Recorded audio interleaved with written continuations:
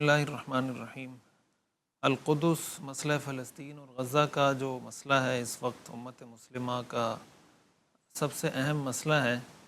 اور اس کی وجہ غزہ کی جو موجودہ صورتحال ہے جس نے پوری دنیا میں ساری انسانیت کو ایک کرب میں مبتلا کیا ہوا ہے۔ کیا مسلمان، کیا غیر مسلم، مطلب سب لوگ، کوئی بھی تھوڑا سا دل میں انسانیت کا درد رکھنے والا ہر مسلمان اس درد کو محسوس کر رہا ہے۔ القدس، فلسطین کے حوالے سے اور غزہ کے حوالے سے ہمارے مسلمانوں کو یہ بات بہت اچھے طریقے سے سمجھنی چاہیے کہ ہم جب قرآن کریم میں پڑھتے ہیں نا کہ صراط الذین انعمت علیہم غیر المغضوب علیہم، کہ اللہ ہمیں ان لوگوں کے راستے پر مت چلا جن پر آپ کا غضب ہوا ہے۔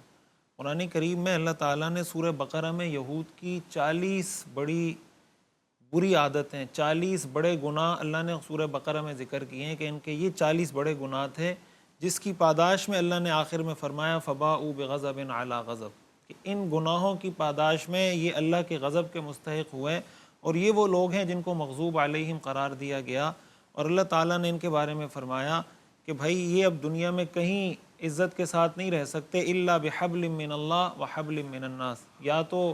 یعنی ان کو جب تک کسی ایسی عوامی سپورٹ، جیسے آج اسرائیل کو آپ دیکھ لیں، اگر ان کی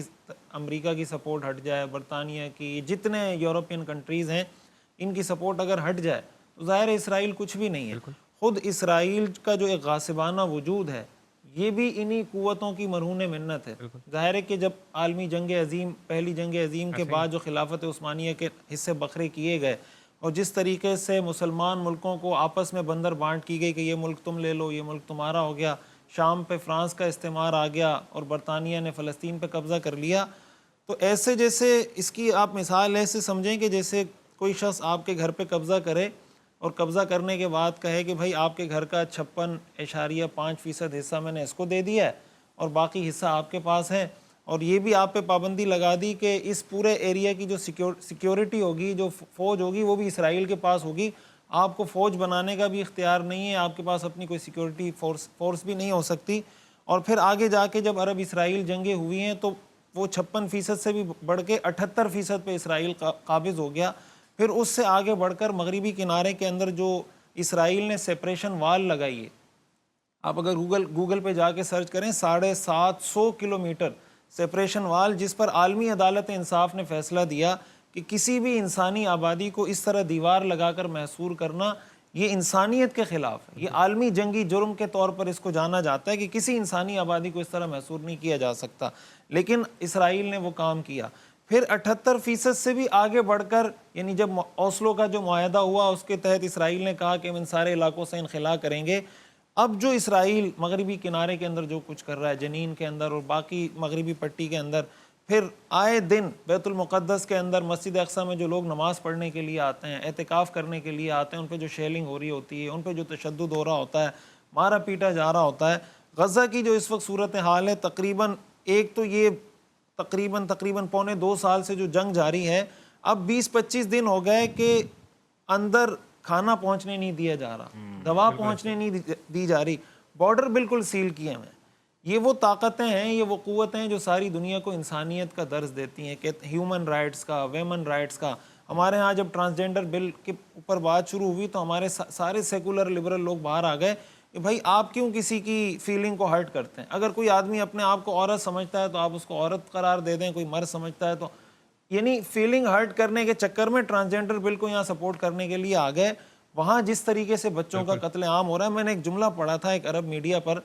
کہ کسی غزہ کے کسی بچے سے کسی صحافی نے پوچھا کہ آپ بڑے ہو کے کیا بنیں گے،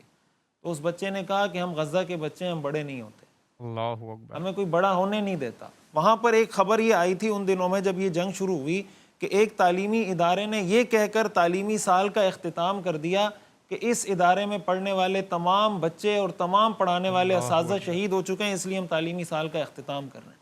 مطلب یہ وہ ساری چیزیں جو آج کی اس ڈیجیٹل گلوبلائز ورلڈ کے اندر ساری دنیا اپنی آنکھوں سے دیکھ رہی ہے، اور اس سے مغرب کا جو ڈبل سٹینڈرڈ ہے وہ ساری دنیا کے سامنے کھل کے آ رہا ہے۔ ہمارے ہاں بعض اوقات اس معاملے میں بہت افراط و تفریط ہوتی ہے، بعض اوقات ہمارے ہاں یہ دیکھنے کو ملتا ہے کہ لوگ مغرب کی تعریف میں ایسے آسمان و زمین کے قلابے ملاتے ہیں کہ وہاں پہ ڈسپلن ہے، نظم و ضبط ہے، صفائی ستھرائی ہے، نو ڈاؤٹ یہ سب کچھ وہاں پہ موجود ہے، صفائی ستھرائی بھی ہے، نظم و ضبط بھی ہے، ڈسپلن بھی ہے، لیکن کیا کسی ملک کے اعلیٰ اخلاقی اقدار پر ہونے کے لیے یہ چیزیں کافی ہیں؟ آپ مطلب کمپیئر کریں ایک ایسے ملک کو جہاں ڈسپلن بھی نہیں ہے، صفائی بھی نہیں ہے، لیکن وہ کسی ملک پہ حملہ کر کے بچوں کو قتل نہیں کرتا. ایک وہ ملک ہے جہاں پہ ڈسپلن بھی ہے، صفائی ستھرائی بھی ہے، لیکن وہ معصوم بچوں کو بھی قتل کر رہا ہے، حاملہ خواتین کو بھی قتل کر رہا ہے، ایمبولینسز پہ بھی حملے کر رہا ہے، ہسپتالوں پہ بھی حملے کر رہا ہے، مسجدوں پہ بھی بمباری کر رہا ہے. تو کیا یہ ڈسپلن اور صفائی ستھرائی اور نظم و ضبط کا تقابل اس چیز کے ساتھ ہو سکتا ہے؟ ہم مسلمان بعض اوقات احساس کمتری کا ایسے شکار ہوتے ہیں کہ جناب وہ تو بہت ہی کوئی پہنچے ہوئے لوگ ہیں، یہ سب کچھ جو ان کے پاس مال و دولت ہے یہ انہوں نے کہاں سے سمیٹا، یہ کہاں سے لیا؟ مسلمان ملکوں کو نچوڑ کے چوس کے انہوں نے یہ سارے سرمایہ جمع کیے ہیں. اور ہمیں یہ سمجھ نہیں آتی قرآن کریم میں جو اللہ تعالیٰ نے ہمیں یہ فرمایا کہ بھائی یہودیوں کو عیسائیوں کو اپنا دوست مت بناؤ، لن ترضى عنك اليهود ولا النصارى حتى تتبع ملتهم. پھر ہمارے ہاں کنفیوژن، اب دیکھیں یہ جیسے ڈاکٹر صاحب نے بات کی، اس پر بعض لوگ بات کرنا شروع کر دیتے ہیں کہ حماس نے حملہ کیا.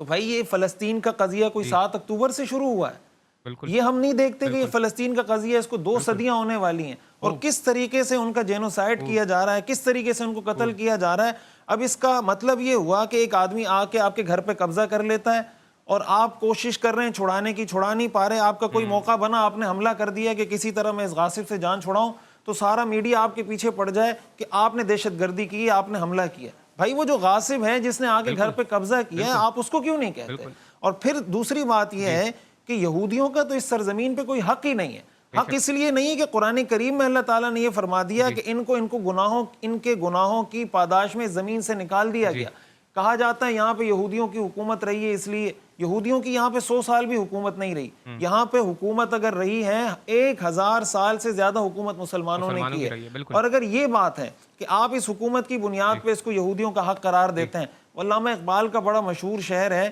کہ اگر یہی بات ہے تو پھر ہسپانیہ پہ مسلمانوں کا حق کیوں نہیں ہے؟ ہسپانیہ پہ مسلمانوں کی 1000 سال حکومت رہی ہے، وہاں مسلمانوں کو، امریکہ کے اندر ریڈ انڈینز اصل تھے، پھر امریکہ سے ان گوروں کو نکال کر ریڈ انڈینز کو حکومت دینی چاہیے. آسٹریلیا کے اندر جو اصل رہنے والے لوگ تھے ان کو نکال کر ان اصل لوگوں کو حکومت دینی چاہیے. یہ فارمولہ کہیں بھی اپلائی نہیں ہوتا. اگر اپلائی ہوتا ہے ایک فلسطین کے مظلوم مسلمانوں پہ، اور ہم بھی بعض اوقات کنفیوژن کا شکار ہوتے ہیں، تو بہت وضاحت کے ساتھ ہمیں پتہ ہونا چاہیے کہ دہشت گردی اسرائیل کی طرف سے ہو رہی ہے، امریکہ اور فرانس اور برطانیہ کی طرف سے ہو رہی ہے، وہ مظلوم ہے، وہ اپنے حق کے لیے لڑ رہے ہیں.